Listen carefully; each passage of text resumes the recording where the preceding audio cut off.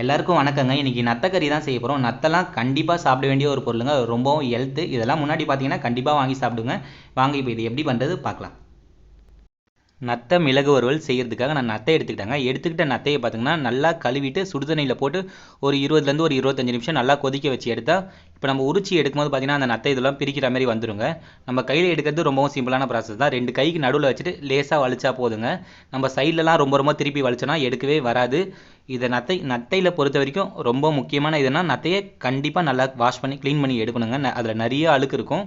First இந்த மாதிரி 2-3 வாட்டி நல்லா வாஷ் பண்ணி எடுத்துக்கங்க.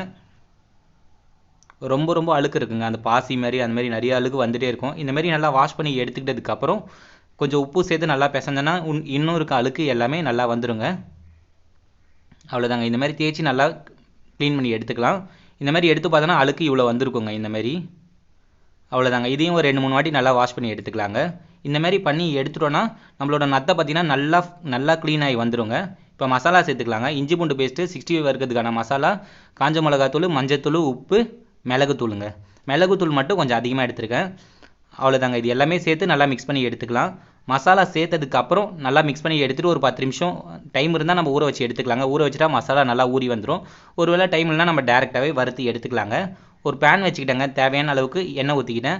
நம்ம எண்ணெயில் டேரெக்டாக போட்டு பொரிக்கிறதுக்கு இப்படி பண்ணுறது தாங்க பெஸ்ட்டு. அப்படி பண்ணுறதுனால எண்ணெயும் நம்மளுக்கு தேவையில்லாமல் அதிகமாக வேஸ்ட் ஆகும். அதனால் இந்த மாதிரி பண்ணி எடுத்துகிட்டா மசாலாவும் கொஞ்சம் ஜூசினஸாக கிடைக்குங்க. பேன் வச்சுட்டு பேன் லைட்டாக ஓரளவுக்கு நார்மலான சூட்டில் இருந்தாலே போதுங்க. இது வெந்து வரதுக்கு ஒரு 4லேருந்து 5 நிமிஷம் மட்டும் விட்டால் போதுங்க. நல்லா வெந்து வந்துடும். இது ஆல்ரெடி நம்மளுக்கு நத்தை வெந்திருக்கு அவிச்சு தான் எடுத்துருக்கோம். அதனால் உள்ளே எல்லாமே நல்லா வெந்து தாங்க இருக்கும். இதில் இருக்க மசாலா மட்டும் நல்லா ஒட்டி வந்தால் நம்மளோட நத்தை ரெடிங்க.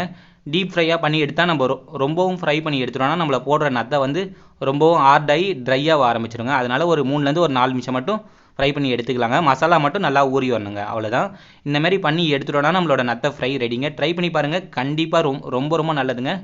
நத்தெல்லாம் இதான் கிடச்சா நம்ம கண்டிப்பாக வாங்கி சாப்பிட வேண்டிய ஒரு பொருளுங்க. ரொம்ப நன்றிங்க.